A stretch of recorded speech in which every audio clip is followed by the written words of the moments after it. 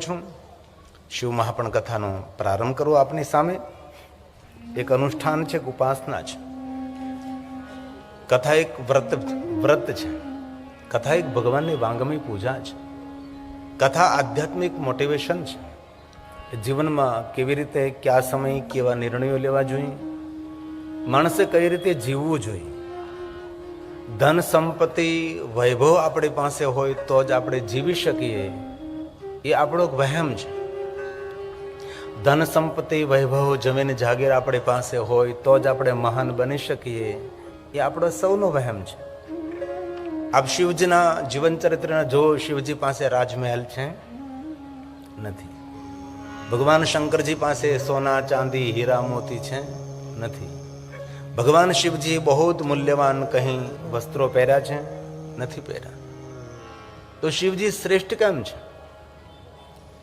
દેવતાઓ જેના ચરણમાં નિરંતર બેઠા રહે છે, વિશ્વના દેવતાઓ જેનું અર્ચન કરે, પૂજન કરે, એવા ભગવાન શિવ છે. ભગવાન શિવમાં એવું તો શું રહેલું છે કે શંકરજી એટલા મહાન કેમ છે? માણસ મહાન ક્યારે હોય કે માણસ પાસે ધન સંપત્તિ વૈભવ જમીન જાગીર બહુ બધું હોય ત્યારે લોકો તેને આદર આપે. પણ ભગવાન શંકરજી પાસે તો એવું કોઈ આપણે જોઈ શકતા નથી કે ભગવાન શંકરજી પાસે સોના ચાંદી હીરા મોતી રાજમહેલ કાંઈ પણ નથી. શિવજી શ્રેષ્ઠ કઈ રીતે છે? ભગવાન મહાદેવ પાસે કોઈ શીખવા જેવી જો વસ્તુ હોય તો જીવન જીવવાની જડીબુટ્ટી છે. અને કથા આધ્યાત્મિક મોટિવેશન છે. માણસે કઈ રીતે જીવવું જોઈએ, કઈ રીતે માણસે વાણી વર્તન કરવું જોઈએ, આપણો આહાર કેવો હોવો જોઈએ, આપણો વિહાર કેવો હોવો જોઈએ, આપણો વિચાર કેવો હોવો જોઈએ. કથા એ આપણને જીવન જીવવા માટે શીખ આપે છે. એ છે ભગવાનની કથા. અને મેં ઘણી વાર કહ્યું છે કે કથા એ મનોરંજન નથી. કથા એક પરમાત્માનું અનુષ્ઠાન છે, ઉપાસના છે. ભલે આપણે સનાતન ધર્મની એક ઉદારતા છે કે આપણે કથાની અંદર ખૂબ હસી શકીએ છીએ, કથાની અંદર ખૂબ આપણે નૃત્ય કરી શકીએ છીએ. એ આપણે ઋષિમુનિઓનો એ ઉદારતાનું પ્રતીક છે. આપણે કથાની અંદર કોઈ પણ સમયે કોઈ પણ વ્યક્તિ આવે, કોઈ પણ સમયે કોઈ પણ વ્યક્તિ જાય, એક ઉદારતા છે. પણ કથામાં અનુશાસન બહુ જરૂરી છે. અને બહુ હૃદયથી જો કથા સાંભળો છો, તમે બહુ ભક્તિથી કથા સાંભળો છો, તો હૃદયથી ભરોસા સાથે કહું છું, અંધશ્રદ્ધાની વાત નથી કરતો પણ સંપૂર્ણ શ્રદ્ધાની વાત કરું છું. જે માણસ ભક્તિથી હૃદયથી ભગવાન શિવજીના ચરણોમાં પોતાનું મન ચિત્ત સમર્પિત કરી જે વ્યક્તિ કથા સાંભળે છે, તેનું કોઈ પણ કામ અટકેલું હશે એ મારો મહાદેવ સફળ કરશે. કથા એક પૂજા છે, કથા એક યજ્ઞ છે, કથા એક પરમાત્માની શ્રેષ્ઠ ભક્તિ છે. એટલે કથામાંથી નાની નાની વાતો હોય છે પણ જીવનને શ્રેષ્ઠ બનાવનારી વાતો હોય છે. ત્યારે જ્યારે ભગવાનની કથા આપણે સાંભળતા હોય ત્યારે કોઈ વિચાર નહીં, સંપૂર્ણ ભગવાનના ચરણોમાં ચિત્ત સમર્પિત રાખીએ. તો આપના સમક્ષ ભગવાન મહાદેવને હવે હું કથાનો પ્રારંભ કરું છું. સાવધાન બની અને એકદમ શાંત ચિત્તે ભગવાન મહાદેવની કથા સાંભળો. સમયસર કથાનો પ્રારંભ કરશું અને સમયસર કથાનો વિરામ કરશું. એક વાતની બહુ ખુશી વ્યક્ત કરું છું કે કથા પૂર્ણ થયા પછી બહેનો માટે પરમ શાંતિ છે. સૌએ અહીંથી જમીને જવાનું છે. સૌના માટે મહાપ્રસાદની વ્યવસ્થા છે. ભગવાન નીલકંઠના દર્શન કર્યા તો ભગવાન નીલકંઠની સામે સુંદર મજાનો ભગવાનને ભોજનનો થાળ અર્પણ કરેલો હતો. જોગણીમાના દર્શન કર્યા તો જોગણીમાને સુંદર ભોજનનો થાળ અર્પણ કરેલો હતો. મહાકાલીના દર્શન કરવા ગયો તો મહાકાલીને પણ સુંદર ભોજનનો થાળ અર્પણ કરેલો હતો. મને બહુ ખુશી થઈ. આમજાના લોકો ભોજન કરે એ પહેલા તો દેવતાઓને ભોજન કરાવે છે. એના ઘરમાં કોઈ અન્ન ખાલી ન થાય. અને બીજી એક ખુશી વ્યક્ત કરું છું કે કોણ મારી સાથે હતો મને ખબર નહીં, પણ એમ કહ્યું કે બાપુ આ થોડા દાણા તમે તમારા હાથથી આ પક્ષી ઘરમાં નાખો. પણ કથામાં ઘણી વાર કહ્યું કે જે દાણા પક્ષીઓને નાખે છે ને કોઠીમાં દાણા ખાલી ન થાય. પક્ષીઓની સેવા, પશુઓની સેવા, વૃક્ષોની સેવા એ બધી શિવ પૂજા છે. કોઈ પણ માટે એમના માટે કલ્યાણકારી કઈ વાત કરીએ પણ શિવ પૂજા છે. શિવ પૂજા એટલું નહીં સમજવાનું કે તમે જલ ચડાવી દીધું, પંચામૃત ચડાવી દીધું, ચંદન ભગવાનને ચડાવી દીધું, અબીલ ગુલાલ કંકુ ચડાવી દીધા, બીલુપત્ર ભગવાનને પુષ્પ ચડાવી દીધા. એ તો શિવ પૂજા છે જ, એ તો ક્રિયા છે. પણ વાસ્તવિક રીતે શિવ પૂજા તેને કહી છે જગત હિત લોક હિતનો કોઈ પણ કલ્યાણકારી કામ કરવામાં આવે એ શિવ પૂજા છે. શિવ શબ્દનો અર્થ કલ્યાણ છે. આપણે સૌ જાણીએ, આપણે સૌ ભણેલા ગણેલા માણસો છે, આપણે સૌ આ બધું જાણીએ છીએ. શિવ શબ્દનો અર્થ કલ્યાણ છે. જે કાંઈ કલ્યાણકારી કામ કરવામાં આવે બધું જ શિવ પૂજામાં આવે છે. એક જલનો લોટો કે વૃક્ષને તમે જલ અર્પણ કરો છો ને એ પણ શિવ પૂજા જ છે. અને સ્વયં ભગવાન શિવજીએ કહ્યું છે કોઈ પણ જીવાત્માને તૃપ્ત કરવામાં આવે એ મારી પૂજા છે, એ મારું અર્ચન છે. ભગવાન મહાદેવના નિરાકાર લિંગ સ્વરૂપની પૂજા તો એટલા માટે આપણે કરીએ છીએ કે આપણું ચિત્ત, આપણું મન શિવજીમાં સમર્પિત થાય. આપણે જ્યારે ભગવાનને આપણે જલાભિષેક કરતા હોઈએ ત્યારે આપણું તન એ પાત્રને પકડે રાખે છે. આપણું મન ધારા તૂટે નહીં એમ આપણું મન રહે છે. અને વાણીથી આપણે મંત્રો બોલતા હોય છે. તેથી વાણી, મન અને તન ત્રણેયને ભગવાન શિવને સમર્પિત થાય છે. એ જલાભિષેક છે. મનને શાંત કરનાર છે, પિતૃને તૃપ્ત કરનાર છે. જે મનુષ્ય ભગવાન મહાદેવને જલાભિષેક કરે છે એના જીવનમાં કોઈ અતૃપ્તિ નથી રહેતી. તેથી આપણી પોથી યાત્રાની અંદર ભગવાન નીલકંઠ મહાદેવને મેં જલાભિષેક કર્યો. નીલકંઠ મહાદેવને જલાભિષેક કરતા કરતા હૃદયથી ભગવાનને પ્રાર્થના કરી કે ભગવાન આપને હું જલાભિષેક કરું છું. અમારા જીવનમાં તો તૃપ્તિ નહીં, પણ જે મહાદેવજી આ કથા શ્રવણ કરે ને તેના જીવનમાં જે કાંઈ કરવા જેવું હોય બધી જ તૃપ્તિ કરજે ભગવાન. એ ભગવાનને મનોમન મેં પ્રાર્થના કરી છે.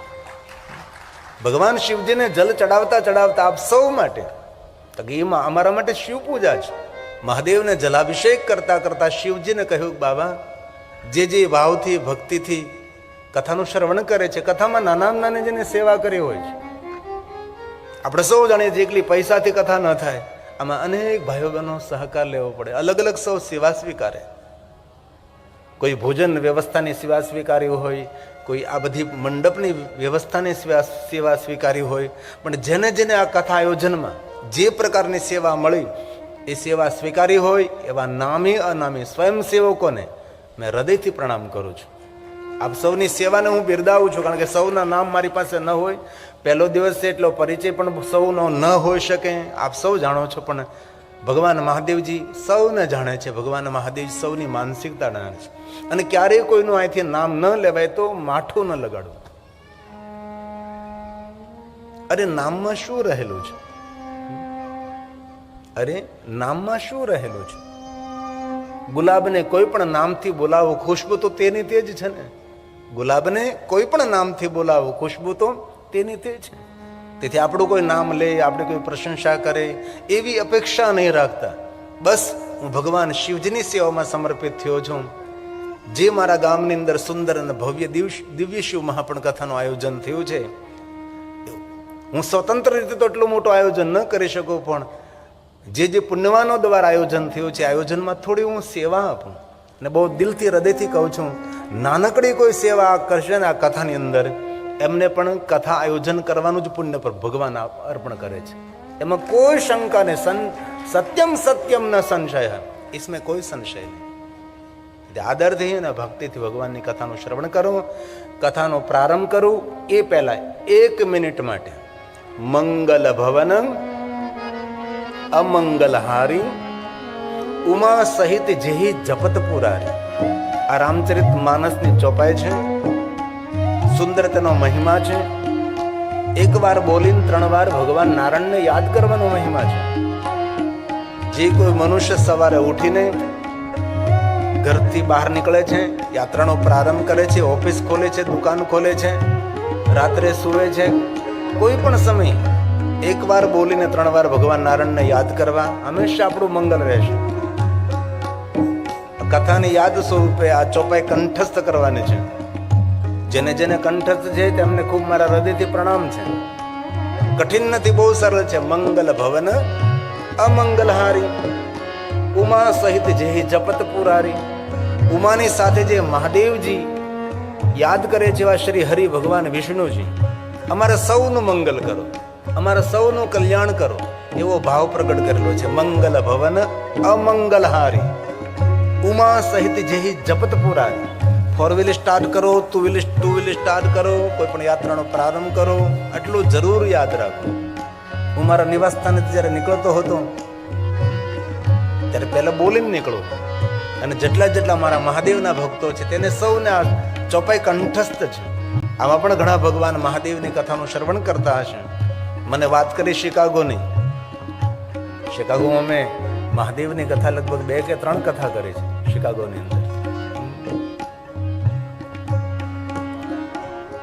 तो आइए साथ में और भाव से आपकी भी सुंदर ध्वनि वायुमंडल में मिश्रित थोड़ी सी करें.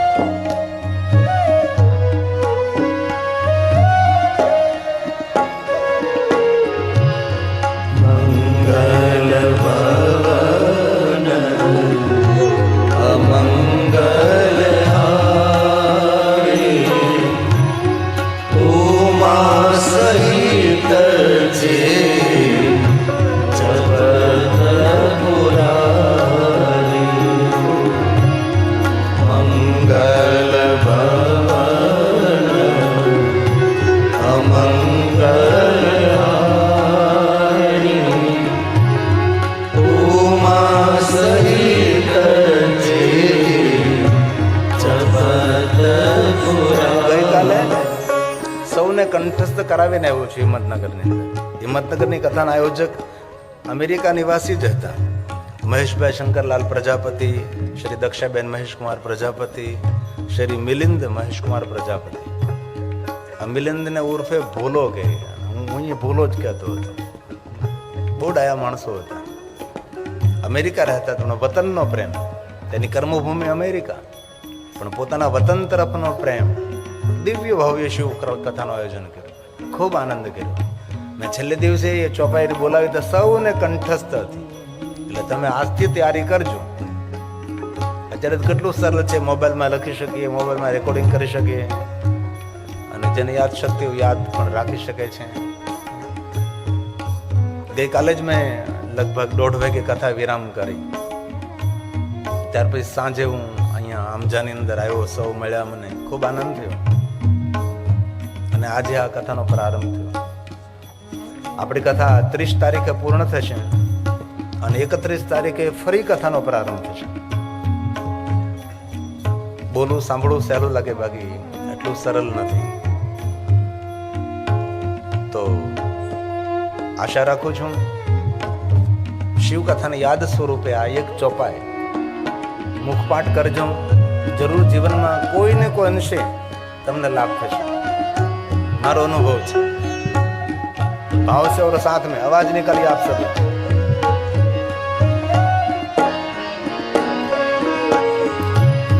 मंगल भवन शाबाश. मंगल हारी उमा सहित जे जगत पुरारी. साथ में मंगल भवन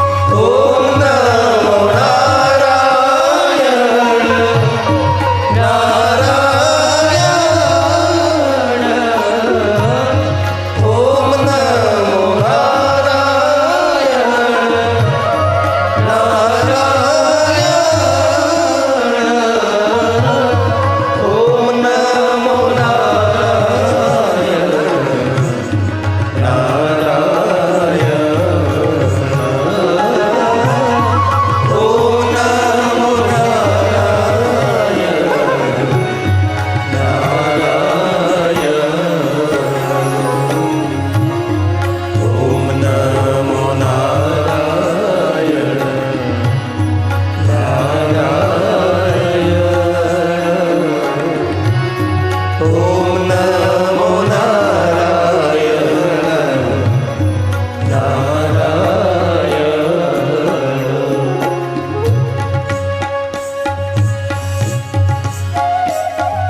બ્રહ્મલિંગ ડોંગરેજી બાપા કહેતા હતા, કથા મંડપની અંદર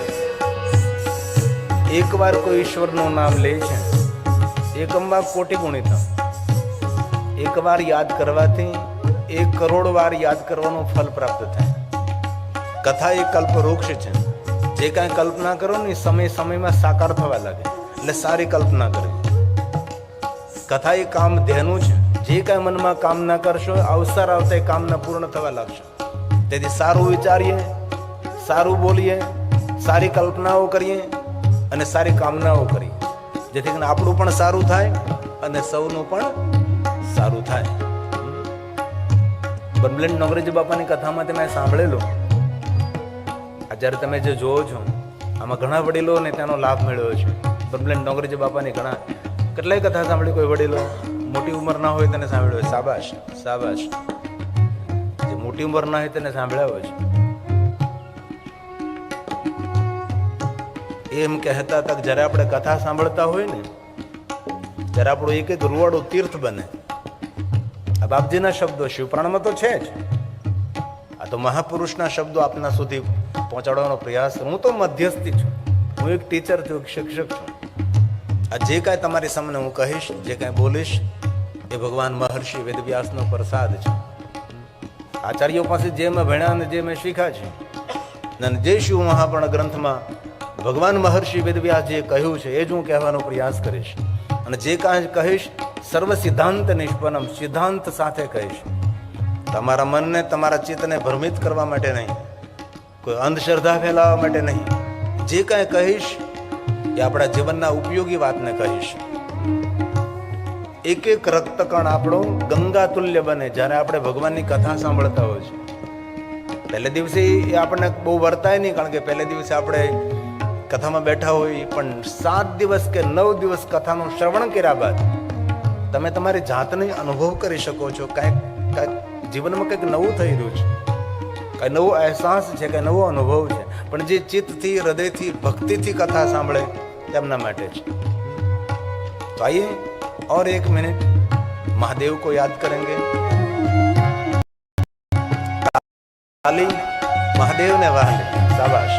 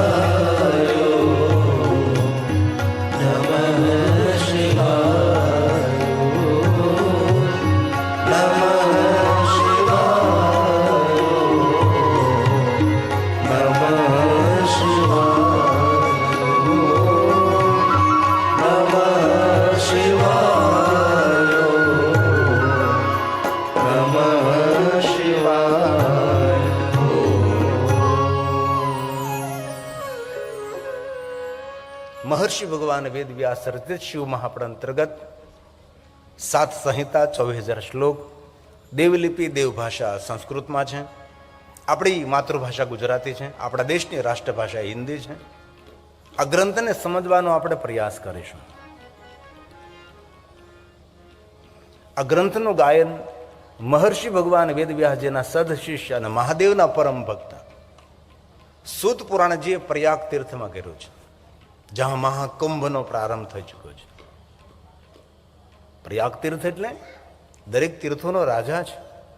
પ્રયાગ તીર્થ કોઈ સામાન્ય તીર્થ નથી. ધર્મક્ષેત્રે મહાક્ષેત્રે ગંગા કાલિંદી સંગમે પ્રયાગે પરમ પુણ્ય બ્રહ્મલોકસ્ય વર્તમાને. બ્રહ્મલોકના માર્ગ સ્વરૂપ આ પ્રયાગ તીર્થ છે, જ્યાં માતા ગંગા, माँ यमुना और माता सरस्वती, वेणी माधव जहाँ बिराजे, लेटे हनुमान जी बिराजे, भारद्वाज ऋषि जहाँ बिराजे, राम जी ની સુંદર દિવ્ય ભૂમિ છે. મનુષ્ય માત્રનો મંગલ અને કલ્યાણ કરનારી ભૂમિ છે.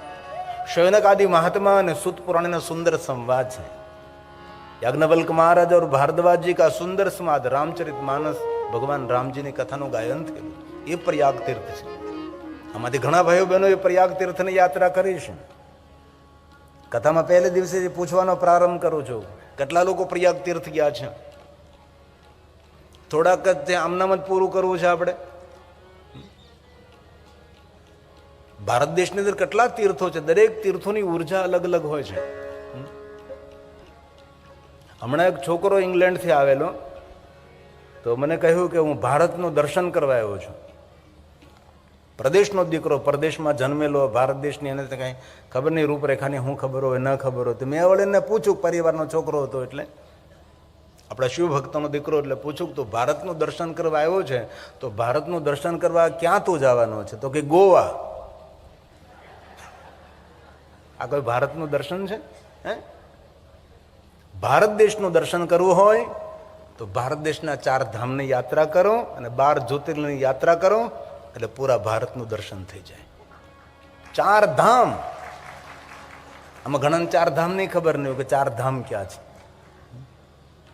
આપણા ગુજરાતમાં કયું છે? હે, ઉના, દીવ? નહીં, ખોટી વાત. આપણા 4 ધામમાં એક ધામ આપણને ગુજરાતના મળ્યું છે.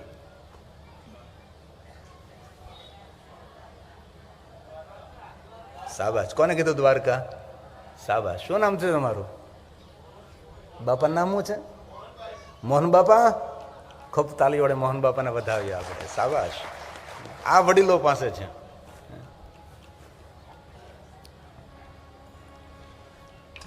દક્ષિણ ભારતમાં બીજું કયું ધામ છે? શાબાશ. કોને કહ્યું? રામેશ્વર. શાબાશ. ખૂબ ખૂબ તાલીઓથી વધાવીએ છીએ. આટલી ખબર હોય છે આપણને. પછી ઉત્તર ભારતમાં હિમાલય પહાડ પર. ખોટી વાત. એ કેદારનાથ નહીં તો જ્યોતિર્લિંગમાં આવે. ખોટી વાત. હું પણ હવે નાસ્તો કર્યો જ. શાબાશ. કોણ બદ્રીનાથ બોલ્યું? ખૂબ ધન્યવાદ. ખૂબ તાળીઓથી વધાવે અમને. કેટલી સરસ ખબર છે. બદ્રીનારાયણ. ઓડિશામાં. શાબાશ. વાહ વાહ. ખૂબ ખૂબ આશીર્વાદ. આ 4 ધામની યાત્રા કરી લો અને 12 જ્યોતિર્લિંગની યાત્રા કરી લો, એટલે આખા ભારતનું દર્શન થઈ જાય છે. અને ભારતમાં જે વસ્તુ જોવા જેવી અને દર્શન કરવા જેવી વસ્તુ છે એવી લગભગ કોઈ દેશ, અડધી દુનિયા હું ફર્યો છું, પણ ભારત પાસે જે તીર્થધામો છે, ભારત દેશની અંદર દેવસ્થાનો છે, એવા દેવસ્થાનો, એવા તીર્થધામો અન્ય કોઈ દેશની અંદર નથી ભાઈ. તમે દક્ષિણ ભારતની ક્યારેક યાત્રા કરો, કેટલા મોટા મોટા તીર્થો છે. એક શિવાલય 15 એકરમાં, એક શિવાલય 35 એકરમાં. રાજાની 4 5 પેઢીઓ શિવાલય બનાવે. રાજા કહેતો દેખ શિવાલયનું કામ રોકવું નહીં જોઈએ, શિવાલયનું કામ શરૂ રાખજો. એવી 5 પેઢીઓ વીતે તો પણ શિવાલયનું કામ પૂરું ન થાય. તમે વિચાર તો કરો. એવા શિવાલયો હજી પણ દક્ષિણ ભારતમાં છે. જેવી રીતે 12 જ્યોતિર્લિંગ છે એવી રીતે અષ્ટલિંગોનો પણ મહિમા છે. આપણે 12 જ્યોતિર્લિંગની યાત્રાઓ કરીએ છીએ, પણ અષ્ટલિંગોની યાત્રા નથી કરતા. અગ્નિલિંગ છે, આકાશલિંગ છે, જલલિંગ છે, જે અષ્ટમૂર્તિ ભગવાન શિવ છે. પૂરા વિશ્વમાં ભગવાન શિવ ફેલાયેલો, રચાયેલો, ફેલાયેલો છે. અષ્ટમૂર્તિ, અષ્ટમૂર્તિમાં સૂર્ય પણ આવે, અષ્ટમૂર્તિમાં ચંદ્ર પણ આવે, આકાશ પણ આવે, પૃથ્વી પણ આવે, અગ્નિ, જલ, આત્મા અષ્ટમૂર્તિ છે. તેનો મહિમા છે, એ અષ્ટલિંગોનો મહિમા છે. ભલે અષ્ટલિંગ આપણને કંઠસ્થ ન હોય, પણ કમસે કમ ભારત દેશમાં રહેતા હોય તો 12 જ્યોતિર્લિંગના 4 ધામ તો આપણને કંઠસ્થ હોવા જોઈએ કે નહીં હોવા જોઈએ. પણ શું કરીએ, આપણા ભણતરની અંદર આવું આપણને ભણાવવામાં નથી એવું.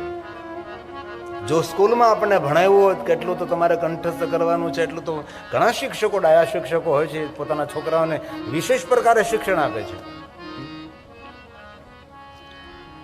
આપણે ભણતા, જ્યારે ઇતિહાસ આપણે ભણતા હતા, સોમનાથ મહાદેવ 13 વાર તૂટ્યું, એ આપણને ભણાવ્યું કે પહેલી વાર આને તોડ્યું, બીજી વાર આને તોડ્યું, ત્રીજી વાર આને તોડ્યું, એમ 13 વાર સોમનાથને લૂંટવામાં આવ્યું. 13 વાર કોને લૂંટ્યું, કોને તોડ્યું, એ આપણને ભણાવ્યું. તો આપણને એવું કેમ ન ભણાવ્યું કે 13 વાર કોઈ તોડ્યું, 13 વાર કોઈ લૂંટ્યું, તો 13 વાર કોઈ બનાવ્યું તો છે કે નહીં? એ બનાવનારનું નામ આપણને કેમ ન ભણાવ્યું ભાઈ? 13 વખત કોઈ બનાવનાર તો હોય કે ન હોઈ શકે, તો 13 વખત તૂટ્યું હોય ને. સર્જનાત્મક જેને કર્યું છે એનું નામ આપણને ભણાવવામાં નથી આવ્યું. પણ હવે આપણા શિક્ષણની દુનિયા ધીરે ધીરે બદલવાની છે. 12 જ્યોતિર્લિંગ એ ભારત દેશનું દર્શન છે. અને આશા રાખું છું તમને સૌને 12 જ્યોતિર્લિંગ તો કંઠસ્થ હોય જ ને. અને જ્યોતિર્લિંગ કંઠસ્થ કરવાનું મોટું કામ જો કોઈએ કર્યું તો સ્વાધ્યાય પરિવાર, પૂજ્ય પાંડુરંગ શાસ્ત્રી દાદાજી બહુ કામ કર્યું છે. આમાં ઘણા સ્વાધ્યાય પરિવારના ભાઈઓ બહેનો હોઈ શકે છે.